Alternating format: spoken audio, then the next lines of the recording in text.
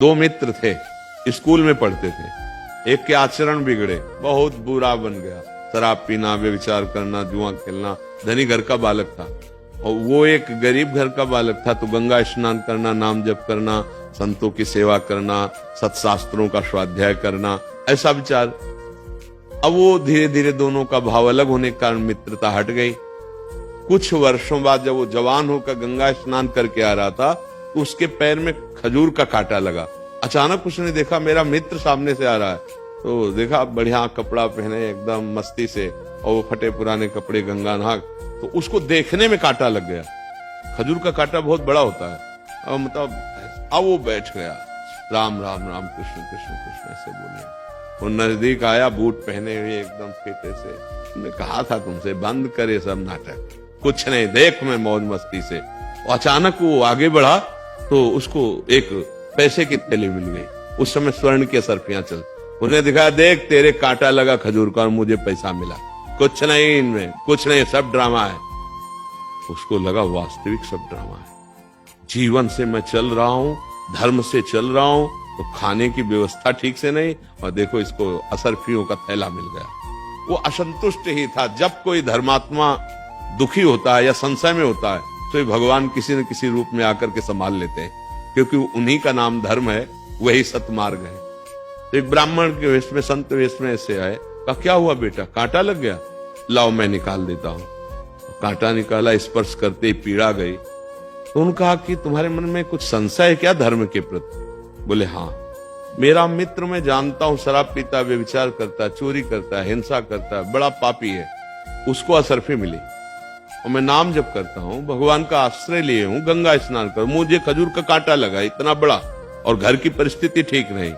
क्या यही भगवान के भजन का फल है क्या? तो उनका बेटा तुम देख नहीं पा रहे हो, मैं तुम्हें बता रहा हूं, पूर्व जन्म में तुमने बहुत पाप किए, ऐसे ही जैसे तुम्हारा मित्र कर रहा है। इस जन्म में तुमने गंगा स्नान और पुण्य कार्य किया, तुम्हें इस जन्म में सूली की सजा मिलती। सूली की सजा खजूर के कांटे से खत्म हो गई। अब तुम्हारे पाप नष्ट हो गए, पुण्य का नंबर आ रहा है, तो इस लोक और परलोक सब जगह सुख भोगोगे, क्योंकि तुमने अच्छे कार्य किए। और ये पूर्व जन्म में पुण्य किया था, इस जन्म में पाप किया, इसको राजा बनना था, तो ये भोग प्राप्त करके एक थैली असरफी, और जिस दिन ये सब खर्चा हो गई असरफी, उस दिन उसके पुण्य नष्ट हो जाएंगे। अब ये वर्तमान का पाप और पूर्व का पाप मिलकर इसको नष्ट कर देगा। तुम धर्म के प्रति संशय मत करो। उसी समय उसको उल्लास हुआ, अरे शूली की सजा खजूर के कांटे से निकल गई, और अब मेरा मंगल होने वाला है। वो धर्म में चल पड़ा। अगर सत्संग ना मिले तो सबको ऐसा भ्रम हो जाता है कि अच्छे कर्म करने वाले को दुख मिलता है क्या। जैसे साधु महात्माओं को देखो, कि अपने जीवन को भगवान में लगाए, और बड़े कष्टमय जीवन व्यतीत होते हैं। और ऐसे शराब पीते, दुनिया का मांस खाते, दुनिया का नौटंकी नाटक करते हो, कहीं उनको जुकाम भी नहीं है, वो ऐसे चौड़ी छाती करके। ये प्रगट का वर्तमान की खेती है। पूर्व की खेती में हमने कुछ बोया था, उसको इस समय काट रहे हैं। तो ये जो फसल है, वो जो आएगी बहुत अच्छी है। वो पूर्व में थोड़ा पुण्य किया था, उसको काट रहा है। ये जो फसल बोई है नई, इसकी जब राशि आएगी तो उसके पुरिका भी जो है ना, नरक भोगेंगे। और ये समझ पाना थोड़ा कठिन होता है। पूर्व की फसल बोई हुई, अब हमारा अंतिम समय, अंतिम जन्म है। फटाफट फटाफट हिसाब किताब बराबर, रजिस्टर खाली, भगवत चरणारविंद में समर्पित। तो बड़े बड़े संतों को देखा जाता है, कैंसर हो गया, ये हो गया, वो हो गया, कष्ट भोग रहे। और पापियों को देखा है, चट्टपट चले गए, कोई मतलब ही नहीं, कोई कष्ट ही नहीं उनको हुआ। तो इससे कोई तात्पर्य नहीं है।